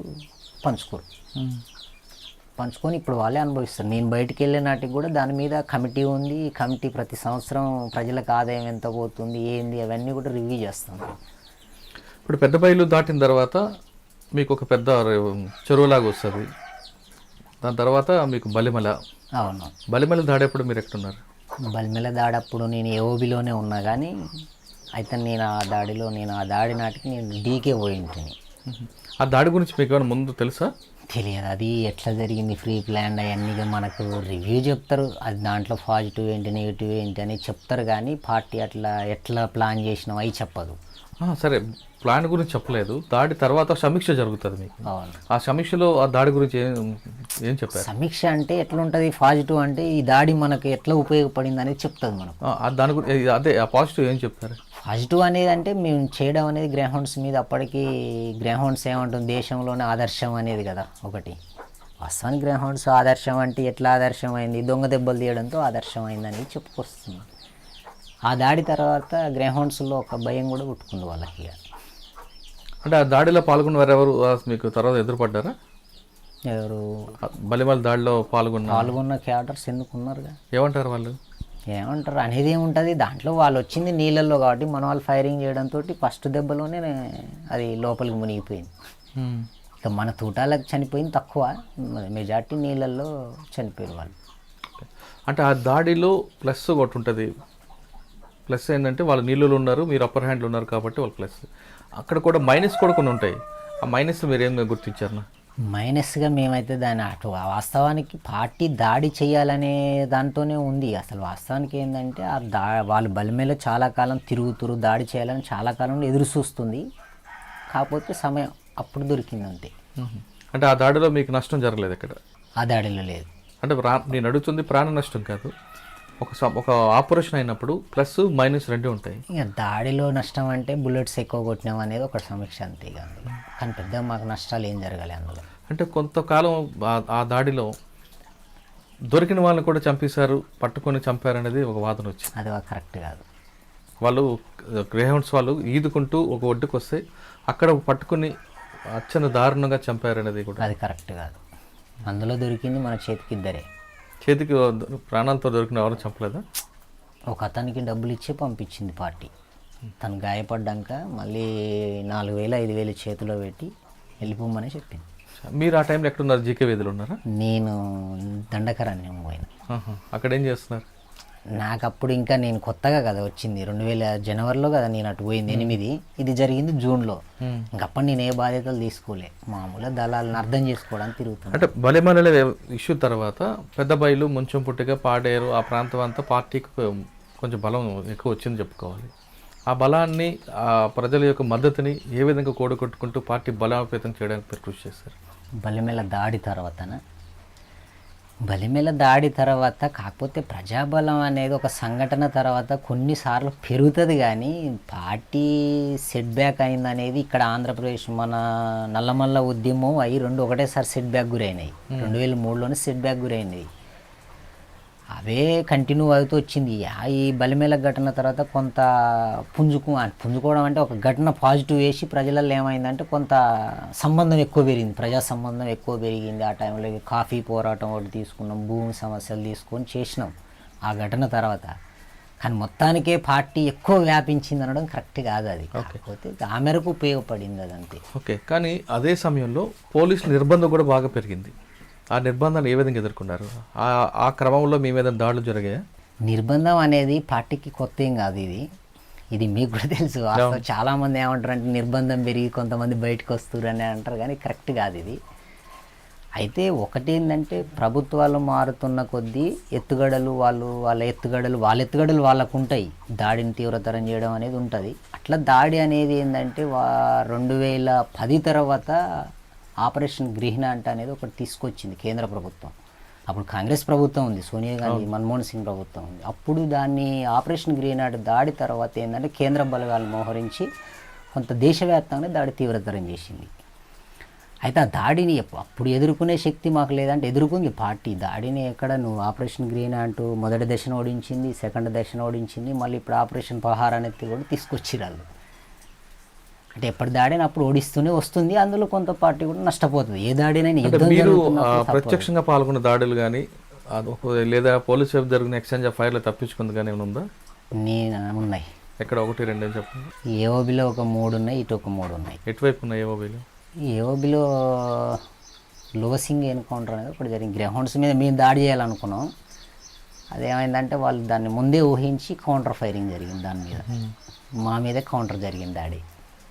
అందులో మాకు నష్టం కూడా జరిగింది. ఒక 3 కామ్రేడ్స్ అమరులయ్యారు కూడా. ఇంకోటి అయితేనేమో చెరువురు దగ్గర ఒకటి జరిగింది. అక్కడ కూడా నష్టం జరిగిందా? అక్కడ కూడా నష్టం జరిగింది. అంటే ఇలా వరుస నష్టాలు జరుగుతున్నప్పుడు సమీక్ష జరుపుకోరా? సమీక్షలు అంటే ఇప్పుడు ఒకటి ఏ దాడైనా సమీక్ష చేయకుండా ఉండం మేము. చిన్న ఘటనను కూడా సమీక్ష చేస్తాం. ఓ భూమి పంపకాలు చేసినా సమీక్ష చేస్తాం. సమీక్ష అంటే కొన్ని పాజిటివ్స్ నెగిటివ్స్ ఉంటాయి. అందులో పాజిటివ్స్ని తీసుకొని ముందుకెళ్తేనే ఉద్యమం నష్టపోకుండా ఉంటుంది. ఇక పాజిటివ్నే తీసుకొని నెగిటివ్ని తీసుకోలేదనుకో అప్పుడు కూడా నష్టానికి గురవుతుంది పార్టీ. ఇప్పుడు మెయిన్ జరుగుతుంది ఏంటంటే పార్టీ ఇప్పుడు మేము అన్ని సమీక్షలు చేస్తూనే ఉన్నాం కానీ చేసినప్పుడు కూడా మా యొక్క కార్యాచరణలో మార్పు ఉంటలేదు అన్నట్టు. అంటే దాని గురించి తర్వాత మాట్లాడదాం, కార్యాచరణ గురించి, రాజకీయ తరగతుల గురించి. మీరు దాడి చేసిన సంఘటన చెప్పండి. మేము దాడులు చేసినాయి అంటే ఇక చేసినాం కానీ ఇక సక్సెస్ కాలేదంటే. ఎక్కడ? 1, 2 ఈడ మొన్ననూరు దాడి కూడా చేసినాం మేము. మొన్నూరు పోలీస్ స్టేషన్ మీద. అవును, అవుట్ పోస్ట్ సక్సెస్ మీద. కాలే. అక్కడ అందులో పాల్గొన్నాను. ఏఓబీలు ఏఓబీలో అంటే మీకు తెలిసే ఉంటుంది, రాళ్ళగడ్డ 2017లో ల్యాండ్ మైన్ పిలిచినాం పోలీస్ స్టేషన్కి 1 కిలోమీటర్ దూరంలో. అందులో మీరు ఉన్నారా? అందులో నేనే కమాండర్ని. మరి ఎందుకు ఫెయిల్ అయింది ఇది? ఇంకా అన్న స్కౌట్ సరిగా లేదు. స్కౌట్ అంటే మేము పెట్టిన ఇన్ఫర్మేషన్ ఉంటుంది కదా టీం, ఆ టీం సరిగా లేదు. అందులో వస్తుంది మేమేమో 5 ఆఫీసర్స్ని దెబ్బతీయాలని ప్లాన్ చేసినాము. కారు అని చెప్పడంతో ఇక కారులో ఆఫీసర్స్ ఉండని పేల్చినాం కానీ అందులో 2 హోంగార్డ్స్ ఎవరు అంతే. అయ్యో. సరే, ఇంకా దాడులు మనం ఎదురు దాడులు పక్కన పెడితే మీరు పనిచేసిన ఏఓబీ దండకార్యం ఆ ప్రాంతం అంతా కూడా ఆదివాసీల మీద ఎక్కువగా, వాళ్ళు పడుతున్న కష్టాల మీద ఎక్కువగా ఫోకస్ చేశారు పార్టీ కూడా. ఎందుకంటే అప్పటికి మైదాన ప్రాంతంలో పార్టీ పూర్తిగా కనుమరుగైంది. కేవలం అడవి ప్రాంతం మాత్రమే పార్టీ మిగిలింది. అందులో మీరుండేది కూడా 90% ఆదివాసీల సమస్యల మీద ఎక్కువగా పోరాటం చేశారు. ఆదివాసీలకి గురువు మన్యం వీరుడు అల్లూరి సీతారామరాజు. ఆయన గురించి ఎప్పుడైనా చర్చ జరిగేదా పార్టీలో? జరుగుతుంది. ఆయన వర్ధంతి కూడా చేస్తాం మేము. చేస్తారు, ఘనంగానే చేస్తాం. లాస్ట్కు మేము 2010లో అప్పటి వరకు భూంకాలు మిలీషియాగా ఉండేది ఏఓబిలా. 2010 మా డీసీ మీటింగు ఏసీ మీటింగులలో చర్చ జరిగిన తర్వాత దాన్ని మార్చినాం పేరు. భూంకాల్ మిలీషియా అని పేరు. అదేం దండకారణ్యంలో భూంకాల్ మిలీషియాగా పెట్టుకురు వాళ్ళు. ఏఓబిలో అల్లూరి మిలీషియాగా పెట్టినాం, దాని పేరే మార్చినాం. కానీ ఆదివాసీల మీద ఎక్కువ పోరాటం చేస్తున్న పార్టీ ఆదివాసీ పోరాట సమితికి పెట్టకుండా మావోయిస్టు పార్టీగానే ఎందుకు అక్కడ కొనసాగుతుంది? అంటే ఒక ఆదివాసీ సమస్య మీద కాదు కదా మేము కొట్లాడేది. ఇప్పుడు మీరు అన్నట్టు నిజమే, దాన్ని ఆదివాసీ సమితిగా పెడితే అది ఆదివాసీ. ఇప్పుడు పార్టీ అనేది మావోయిస్టు పార్టీ జాతీయ పోరాటం కాదు కదా. ఇది చాలా విశాలమైన ప్రజా పోరాటం. ఈ విశాలమైన ప్రజా పోరాటాలలో ఏంటంటే అణిచివేత గురవుతున్న ప్రతి తెగలు, దీని కులమతాలు లేవు, అందరూ కలుస్తారు దీంట్లో. ఇప్పుడు మీరు అన్నట్టు మళ్ళీ ఒకటే పేరు పెడితే అది ఏమైతే ఆదివాసీకి పరిమితం అవుతుంది. కానీ ఇప్పుడున్న పరిస్థితుల్లో ఆదివాసీ వారికి మాత్రమే మీరు పోరాటం చేస్తున్నారు కదా, వేరే జాతుల గురించి. అది కరెక్ట్ కాదు. అది చాలా చర్చ జరుగుతుంది. నేను కూడా ఈ మధ్యలో 2-3 సార్లు మీ వీడియోస్లో విన్నాను. అది కరెక్ట్ కాదు. మేము ఎప్పుడైనా తీసుకుంది, కాకపోతే మాకు వ్యూహాత్మక ప్రాంతాన్ని ఎంచుకుంటాం. మేము ఎంచుకునేది ఏంటంటే వ్యూహాత్మక ప్రాంతాన్ని ఎంచుకుంటాం అంతే తప్ప డైరెక్ట్గా ఆదివాసీల టార్గెట్ కాదు. అట్టనే కాదు. వ్యూహాత్మక ప్రాంతం అంటే మేము నిలబడాలి కదా ఆ ప్రాంతంలో. ఫస్ట్ మా దళాలు నిలబడాలి, మేము నిలబడాలి, మా ప్రజా బలం ఉన్న కా నుంచి స్టార్ట్ అవుతాం. కానీ డైరెక్ట్గా టౌన్లలో వచ్చి యుద్ధం ఎట్ట చేస్తాం, చేయలేదు. ఇది చాలా భారతదేశ ప్రభుత్వం అనేది చాలా బలమైన ప్రభుత్వం. ఇది దీంతో కొట్లాడాలంటే ముందు మనం నిలబడగలిగే ప్రాంతం కావాలి. అలాంటప్పుడు మనకున్న ఏంది అడవులలో ఉండేవారు ఆదివాసీలు. అటు నుంచే స్టార్ట్ అవుతాం, అంతేగాని మొత్తమే ఇక్కడ నుండి స్టార్ట్ కాం కదా.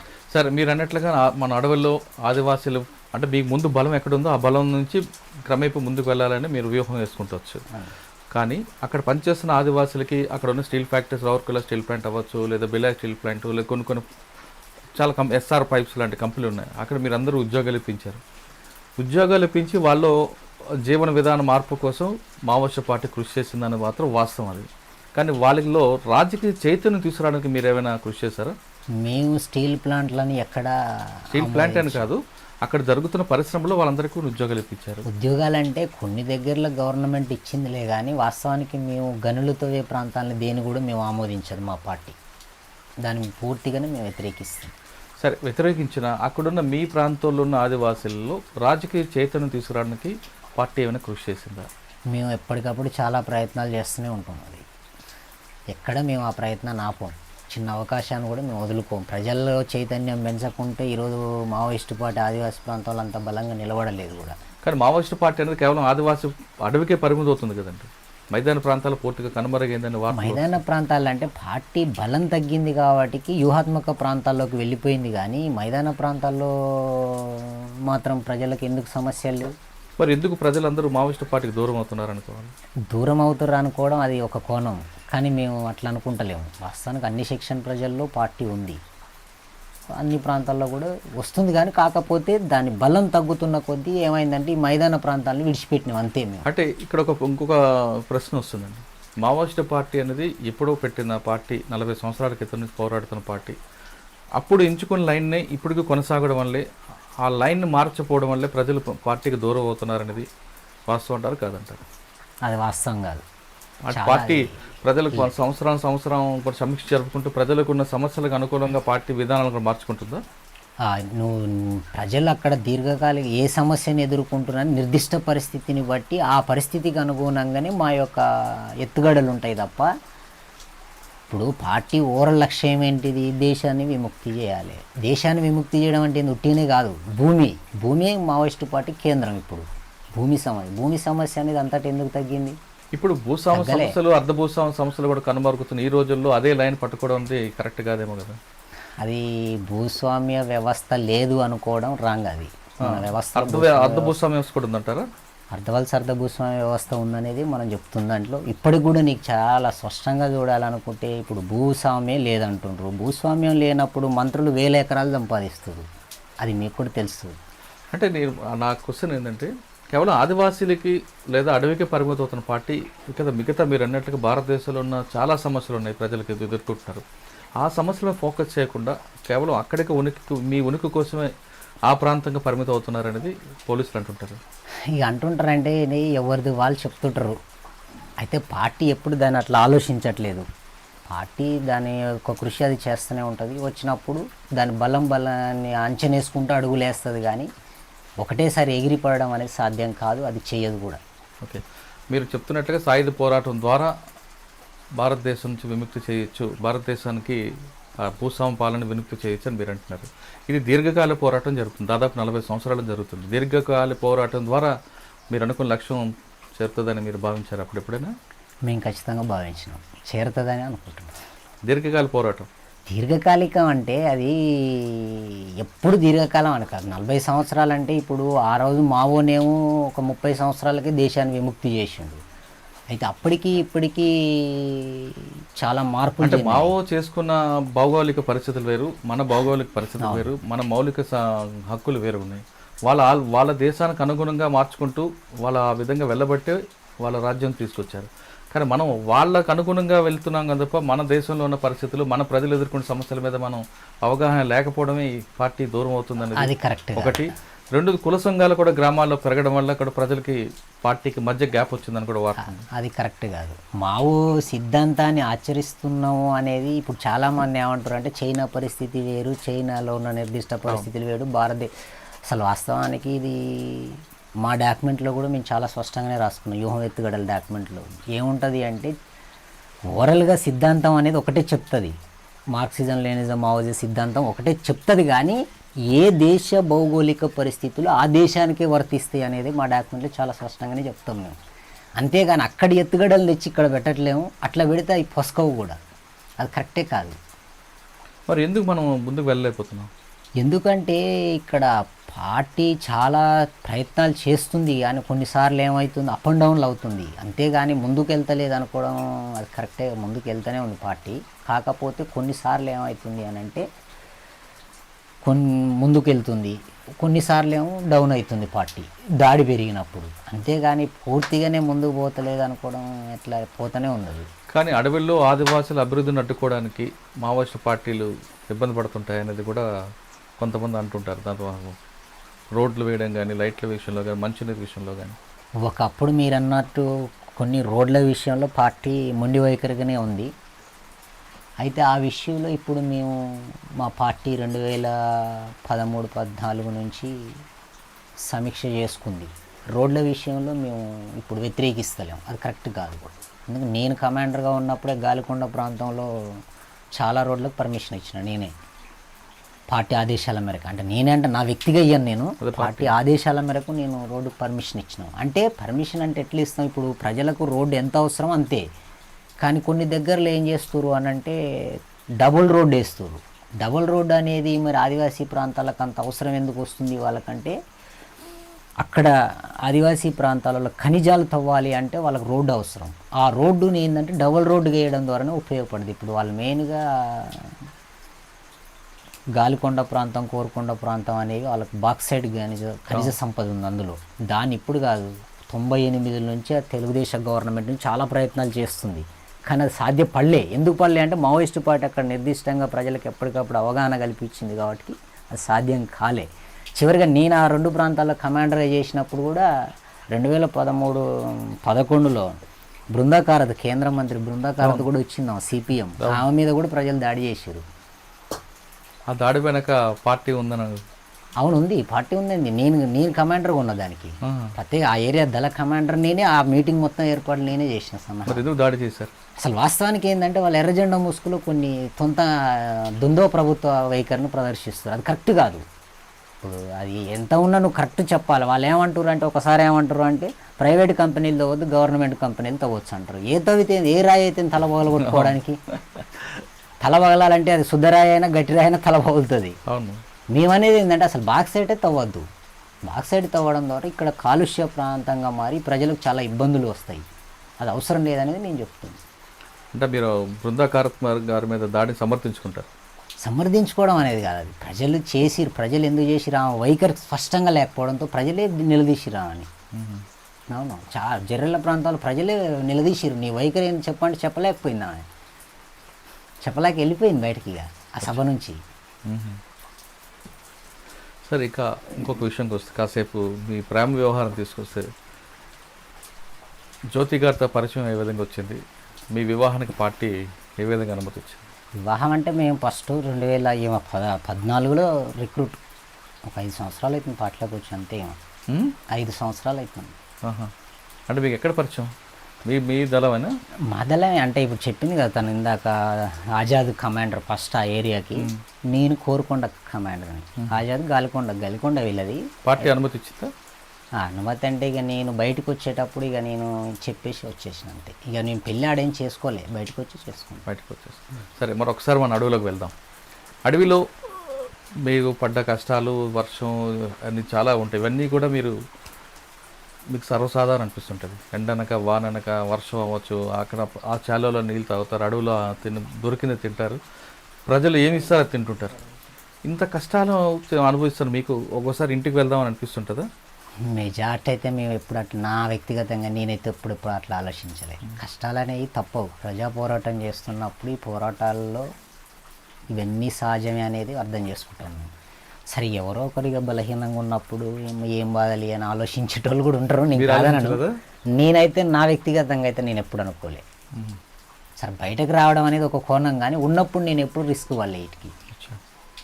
అంటే ప్రజల మద్దతు ఉంది కాబట్టి అక్కడ ప్రజలు చాలా మద్దతు ఇచ్చారు. తర్వాత Ramagiri encounter, exchange of fire జరగడం, ఆర్కే తప్పించుకోవడం, ఆర్కే కొడుకు అందులో చనిపోవడం, ఆ ఘటన గురించి ఒకసారి. ఆ ఘటనలో నేనైతే లేను. మీరు లేకపోవచ్చు, కానీ మీకు సమాచారం ఉంటుంది కదా? సమాచారం అయితే ఉందిలే, కానీ అంటే ఆ ఘటన అనేది ఏమో అది పక్కా కోవర్ట్ ఆపరేషన్. అది కోవర్ట్ అంటే ఇక గ్రామీణ ప్రాంతాల్లో మా సంఘ సభ్యుల్ని పోలీసులు ఇన్ఫార్మర్స్గా మార్చుకోరు. అది మా కామ్రేడ్స్ గమనించలేకపోయారు. అప్పుడు వాళ్ళని అనుకూలంగా మార్చుకోవడంతో వాళ్ళే పక్క ఇన్ఫర్మేషన్ ఇచ్చారు. రాత్రి చుట్టుముట్టారు ఆ ప్రాంతాన్ని. చుట్టువైతే దాడి చాలా 1.5 గంటల సేపు జరిగింది ఫైరింగ్. అది ఆ ఫైరింగ్లో మొత్తం సమయంలో మీరు ఎక్కడున్నారు? నేను అప్పుడు గాలికొండ ప్రాంతంలో ఉన్నా. గాలికొండకు అక్కడికి ఒక 3-4 రోజులు ప్రయాణం. అయితే డివిజన్ ఒకటి అప్పటికి. అంటే రామకృష్ణ గారు తప్పించుకోవడం, కొడుకు చనిపోవడం, ఆ సంగతి తెలిసినప్పుడు ఏమనిపించింది? ఈ యుద్ధంలో మేము అవన్నీ పట్టించుకోం. యుద్ధంలో తండ్రి అయినా చనిపోతాడు, కొడుకు అయినా చనిపోతాడు, అది సహజం అనేదే మేము అనుకుంటాం. బంధుత్వాల కోసం, రక్తబంధం కోసం మేము ఆలోచించాం. ఆయన కూడా ఆలోచించాలి. నిజం చెప్పాలంటే తను కూడా ఏ రోజు నా కొడుకు చనిపోయిందని తను కూడా ఆలోచించాలి. మీరు ఏఓబీలో ఉన్నంత కాలంలో సెంట్రల్ కమిటీని ఎవరైనా కలిసి ఉండొచ్చు? నేనా? ఆర్కే నాకు ఎప్పుడు కలిసేది. ఇక మధ్యలో ఒకసారి క్లీనర్కి ఆనంద్ వచ్చిండు, బసవరాజు వచ్చిండు, వాళ్ళు అంతేగాని మళ్ళీ రాలేదు. అరకు మాజీ ఎమ్మెల్యే కిడారి ఆ స్నేహితుడు వాళ్ళిద్దరు హత్య పార్టీకి ముందు పార్టీ ఆదేశం జరిగిందా, లేదు అన్ఎక్స్పెక్టెడ్గా వాళ్ళు కనబడ్డారు, వాళ్ళు వస్తున్నారు ప్రచారంకని చేశారా? ఈ విషయం మీకేం తెలుసా?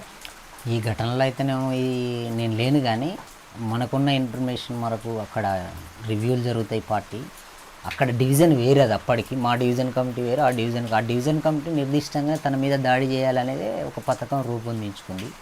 అది సుమారుగా 1 నెల రోజుల నుంచి ప్రయత్నాలు చేస్తారు. ఆ నెల రోజుల్లో లాస్ట్లో అది సక్సెస్ అయినంతే. కానీ అది ఏదో అనుకోకుండా జరిగిన ఘటన అయితే కాదు, 4 రోజుల నుంచి చేస్తున్న ప్రయత్నాలలోనే ఘటన అది. కానీ దాని తర్వాత అందులో పాల్గొన్న వాళ్ళు చనిపోయారు కదా, అవును. మరి దాని మీద పార్టీ సమీక్ష జరిగింది. దాంట్లో పాల్గొన్న వాళ్ళంటే ఫైరింగ్స్లల్లో ఇక ఈ కామన్ పార్టీకి చనిపోయారు. తర్వాత దాంట్లో పాల్గొన్న వాళ్ళు అందులో పోలీసులు ఏంటంటే ఒక 3 ఫొటోస్ని వేసి వీళ్ళే ప్రధాన నిందితులు, వీళ్ళే రెక్కి చేసిరు అనేది. కానీ అట్లా పార్టీలో ఎప్పుడు మేము ఒక వ్యక్తి చేయడు ఏ ఘటనని, పార్టీ పరంగానే చేస్తుంది.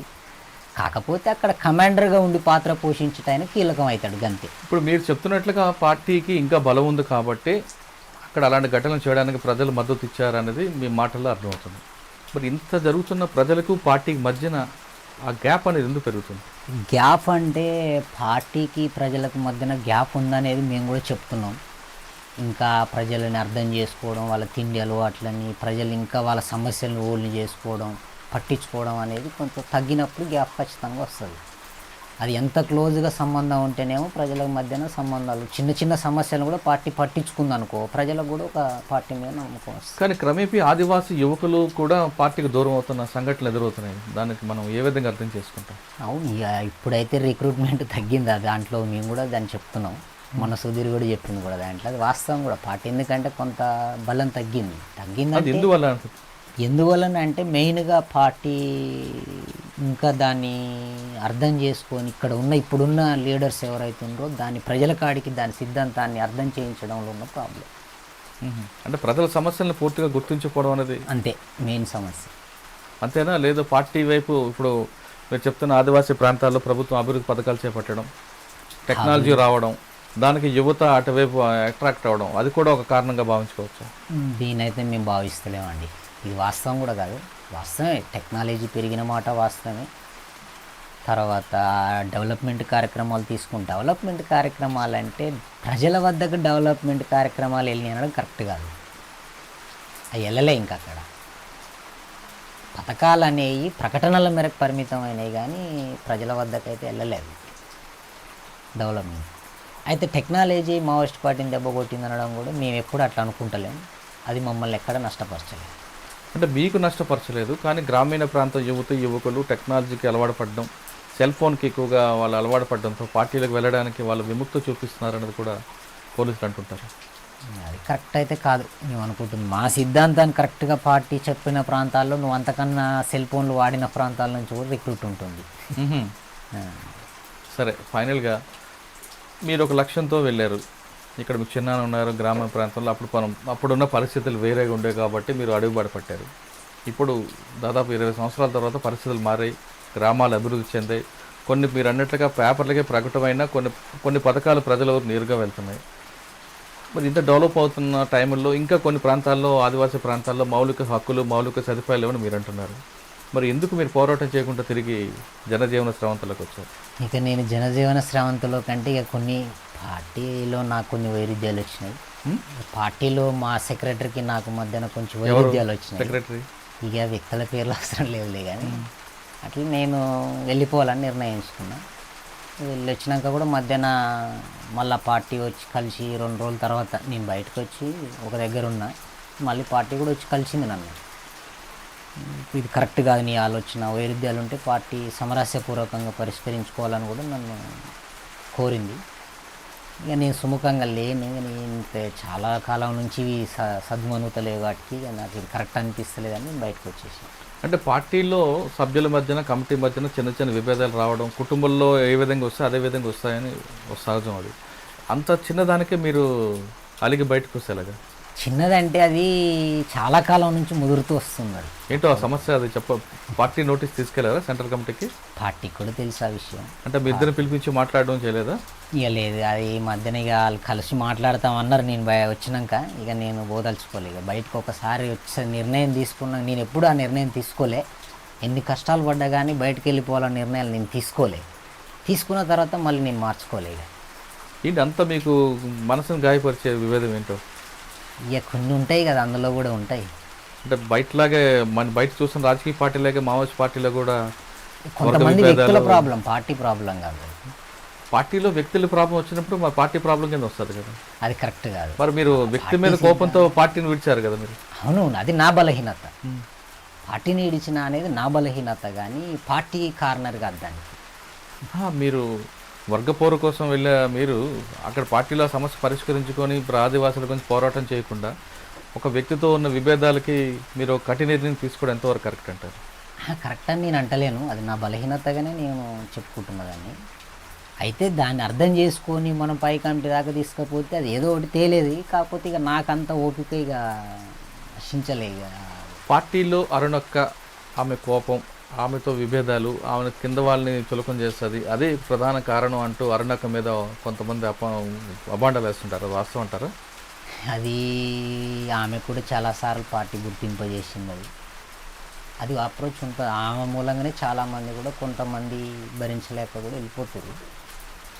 ఇక అది పార్టీ తనకు చాలా వ్యక్తిగతంగా గుర్తించింది, కొన్ని చర్యలు కూడా తీసుకుంటా ఉంది. ఇక ఆమెలో మార్పు వస్తేనే అది పార్టీ మనుగడ ఉంటుందా? అది ఆమె ఆలోచించుకోవాలి అది. ఇక సార్, ఇప్పుడు అక్కడ ఆదివాసీ ప్రాంతంలో మీరు చెప్తున్న దండకార్యంలో తెలుగు వాళ్ళ పెత్తనం ఎక్కువ అవడంతో అక్కడున్న స్థానికులందరూ కూడా వ్యతిరేకత ఉంది. మీరు మీ రాష్ట్రంలో పార్టీని మనుగడ లేకుండా చేసి మా రాష్ట్రంలోకి వచ్చి మా మీద పెత్తనం ఏంటి అనేది ఒక వాస్తవేనా? అది వాస్తవం కాదు. పార్టీలో ఎప్పుడు కానీ తెలుగు వాళ్ళ ఆధిపత్యం ఎక్కువ ఉంది అనేది పార్టీలలో ఎక్కడా జరగలేదు. వాస్తవానికి పార్టీలో ఇప్పుడు ఉన్న పరిస్థితిలో చూస్తే జిల్లా స్థాయి, రాష్ట్ర స్థాయి వరకు కూడా ఆదివాసీలు ఎదిగిరు. అందులో వాళ్ళే నేతృత్వం వహిస్తారు. అది ఇంకా తెలుగు వాళ్ళే కింద ఉండి పనిచేస్తారు కొన్ని దగ్గరలో. కానీ సెంట్రల్ కమిటీలో తెలుగు వాళ్ళు ఎక్కువ కదా. తెలుగు వాళ్ళు అంటే ఇప్పుడు చాలా ప్రయత్నాలు చేస్తుంది, కానీ అట్లని పార్టీ ఎక్కడ ఆదివాసీల మీద పెత్తనం అయితే చేయలే. అట్లా క్యాడర్ మధ్యన వైరుధ్యాలు అయితే సరే చిన్న చిన్న ప్రాబ్లమ్స్ పార్టీలో ఎప్పటికీ వస్తాయి. నేను రావని అయితే అనను. ఎందుకంటే మీ పార్టీ కూడా ఈ సమాజంలో పుట్టిన మనుషులే కదా అందులో పోయింది. ఎవరిలోనైనా చెడు లక్షణాలు ఉంటాయి, మంచి ఉంటుంది, చెడు ఉంటుంది. అందులో కొన్ని వైరుధ్యాలు వస్తాయి, పార్టీకి రావని నేను అంటలేను. అయితే వచ్చిన దాన్ని ఎప్పటికప్పుడు పరిష్కరించుకోవడమే చేస్తుంది. కానీ పూర్తిగా ఇంత తీవ్ర స్థాయిలో బయట చెప్తున్నట్టు ఆదివాసీ తెలుగు అనే వైరుధ్యం ఉంటే పార్టీ మనుగడలు ఉండలేదు కూడా. సార్, క్లియర్గా ఒక ఆన్సర్ చెప్పండి. ఏఓబీలో మావోయిస్ట్ పార్టీ పరిస్థితి ఏంటి? నేనుండే నాటికంటే పార్టీ మొన్న నీకు సుధీర్ కూడా చెప్పింది సెట్ బ్యాక్ అయిందనేది అది ఎప్పుడో గుర్తించినాం. ఇంకా దాని నుంచి అయితే అది కోలుకోలేకపోతుంది. కారణం ఏంటంటే ఇక అక్కడున్న క్యాడరు నాయకత్వం ఇంకా వాళ్ళ యొక్క బలహీనతల్ని పోగొట్టుకొని పార్టీని బలం చేకూర్చే కొంత సమస్య ఉంది. అంటే పోలీసులు చెప్పే వివరాల ప్రకారం ఎప్పుడో పురాతనంలో ఉన్న సమస్యల మీద పోరాటం చేస్తున్నారు తప్ప ఇప్పుడు ఉన్న సమస్యల మీద ప్రజలకు ఏది కావాలి వాటి మీద ఫోకస్ చేయకపోవడమే పార్టీ ప్రజలకి దూరం పెరిగిందన్నది. అది కరెక్ట్గా మేము ఎక్కడికైనా ప్రజలు ఆ నిర్దిష్ట పరిస్థితికి అనుగుణంగానే పోరాటం చేస్తున్నాం తప్ప పురాతన సమస్యల మీద మేము ఎక్కడ పోరాడలేదు. ఓకే, సరే, బయటకు వచ్చారు. ఇప్పుడు మీ జీవన విధానం ఏ విధంగా ఉందండి? మీకు ప్రభుత్వం నుంచి రావాల్సిందంతా వచ్చిందా? మనకు ప్రభుత్వం నుంచి అయితే ఇప్పటివరకు అయితే ఏ సాధిపోయాలు కూడా వాళ్ళు పునరావాసం ఇస్తామనే తప్ప అది అందియలేకపోయింది కూడా. ముఖ్యంగా ఆంధ్రప్రదేశ్ గవర్నమెంట్ అందియలేదు కూడా. ఇక నేనైతేనే ఇక్కడ అమ్మ నాన్న సాయం, వాళ్ళ సాయంతో నేను ఇంకా ల్యాండ్ ఉంది, ఇంకా దాన్ని చేసుకొని బతుకుతున్నాను. సాధారణంగా పార్టీ నుంచి బయటకు వచ్చిన వాళ్ళు రియల్ ఎస్టేట్ వ్యాపారాలు చేస్తూ లేదా కొంతమందికి బెదిరిస్తూ ఉంటారు. మరి మీరు ఆ బాట వెళ్లకుండా మళ్ళీ తిరిగి వ్యవసాయం చేసుకోవడం వెనక ఉద్దేశం ఏంటి? వాస్తవం మీరు అన్న దాంట్లో క్వశ్చన్ కరెక్టే ఉంది. నేనే అసలు దాన్ని అన్నాం అనుకున్నా. ఇప్పుడు ఎంతమంది ఎందుకు రియల్ ఎస్టేట్ వ్యాపారాల్లోకి వెళ్తారు, బెదిరించే దాంట్లోకి వెళ్తారు అంటే ప్రభుత్వం సకాలంలో వాళ్ళకి రావాల్సిన పునరావాస కార్యక్రమాలు అందించినప్పుడు చెడుబాటన పోవాల్సిన అవసరం ఉండదు. ఖచ్చితంగా దాన్ని పట్టుకొని జీవించడానికి ప్రయత్నిస్తాడు. ఏ మనిషి అయినా అంతేగా. ఇప్పుడు నీకు ఆకలి అయినప్పుడు టయానికి అన్నం పెడితేనే కదా. అవును. ఆ అన్నం పెట్టినప్పుడు నువ్వు ఏదో ఒక దారి వెతుక్కోవాల్సిందే, తప్పదు ఇక నీకు. కాబట్టి ఇప్పుడు వాళ్ళు కూడా చెడు మార్గాన పోతున్నారు అంతే. దానికి కూడా గవర్నమెంటే బాధ్యత వహించాలి. బాధ్యత అంతే. దానికి మనం ఏం చేయలేము. అయితే నేనేందంటే నేను ఆ దారిలో పోదలుచుకోలేదు, ఇక నాకు వద్దది అనుకున్నాను. నేను ఒకటి ఏంటంటే మనం చేసిన ఒక పని సరే అది మంచిగా చెడ తర్వాత కానీ మళ్ళీ ఇక్కడ వచ్చి 10 మంది వచ్చి అని బతుకు నాకు వద్దు, గౌరవంగా బతకాలి అంతే. ఓకే. ఇప్పుడున్న పరిస్థితుల్లో ప్రతి గ్రామంలో అంటే సమస్య అన్నది రూపు మారుతుంది తప్ప సమస్య అనేది పూర్తిగా కనుమరుగవదు. ఎప్పుడు కాదు మారుతుంటుంది. అటువంటి సమస్యలు వచ్చినప్పుడు గ్రామంలో యువకులు మరి తిరిగి అటువైపు వెళ్ళి సాయుధ పోరాటం చేయాలంటారా, లేదు ప్రజాస్వామ్యబద్ధంగా నిలబడి ఆ సమస్యను ఎదుర్కోవాలని చెప్తారా? ఇప్పుడు అది నేను ఎవరికి పిలిపించినా పిలుపు ఎట్లుంటుంది అంటే అది సరే మనం ఎవరైనా ప్రజాస్వామ్యబద్ధంగానే పోరాడడం అనేది చెప్తాం. అది పరిష్కరించబడినప్పుడు అది ఎవరి దారి వాళ్ళు వెతుక్కుంటారు, దాన్ని మనం చెప్పలేము. ఇక అది మన దగ్గర ఉండదు. ఇప్పుడున్న పరిస్థితుల్లో గ్రామాల్లో ఎలాంటి సమస్యలు వచ్చినా ప్రజాస్వామ్యబద్ధంగా పోరాటం చేసి ఆ సమస్య పరిష్కారం చేయాలంటున్నారు బోడే అంజయ్య అలియాస్ నవీన్. ఆయన అప్పుడున్న పరిస్థితులు భూస్వామ్య వ్యవస్థ మీద పోరాటంతో, అదేవిధంగా అతను చిన్నాను కూడా పార్టీలు ఉండబట్టి వెళ్ళి అక్కడున్న పరిస్థితులు ఇమ్మడలేక తిరిగి అతను వ్యక్తిగత కారణాలు కొన్ని చూపిస్తూ అతనుకున్న బలహీనతతో పార్టీ జనజీవన్ కలిశారు. కలిసిన తర్వాత కొంతమంది నక్సలైట్లాగా, మాజీ నక్సలైట్లాగా రియల్ ఎస్టేట్ దందాలు చేయడం కానీ, బెదిరింపులు పాల్పడకుండా అతను తల్లిదండ్రులు ఇచ్చిన భూమిని కాపాడుకుంటూ వ్యవసాయం చేసుకుంటూ సమాజంలో ఒక గౌరవంగా బతుకుతున్నారు. చాలామంది యువకులు చెడుబారి పట్టకుండా ఈ విధంగానే ఉండి బోడే అంజయ్యని ఆదర్శంగా తీసుకొని ఉంటే గ్రామాల అభివృద్ధి చెందాయి. అయితే ఈ కార్యక్రమం ముఖ్య ఉద్దేశం ఎవరిని మావోయిస్టు పార్టీలకు వెళ్ళమని కానీ వద్దని కానీ చెప్పడం ఈ కార్యక్రమం ముఖ్య ఉద్దేశం కానే కాదు. ఎవరి అభిప్రాయాలు వాళ్ళకు ఉంటాయి. కానీ ఇప్పుడున్న పరిస్థితులు ఏ విధంగా ఉన్నాయి, దానికి ప్రభుత్వం ఎలా సహకరించాలి, ప్రజాస్వామ్యబద్ధంగా ఎలా పోరాటం చేయాలని చెప్పడం మాత్రమే ఈ కార్యక్రమం ముఖ్య ఉద్దేశం. ఇది వారం బోడే అంజయ్య అలియాస్ నవీన్, అతని భార్య జ్యోతితో ఎక్స్క్లూజివ్ ఇంటర్వ్యూ. వచ్చే వారం మరో గెస్ట్తో మళ్ళీ కలుద్దాం. అంతవరకు నమస్కారం.